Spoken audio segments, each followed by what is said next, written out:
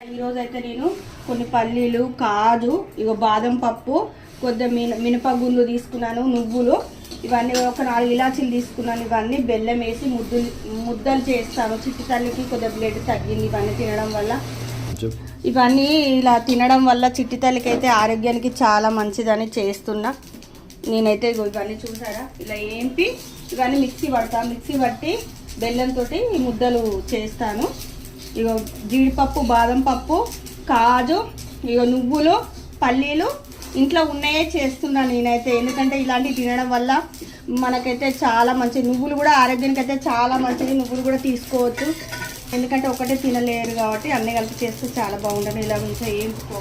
మీకు నచ్చిందా నచ్చలేదో కామెంట్ అయితే చేయండి.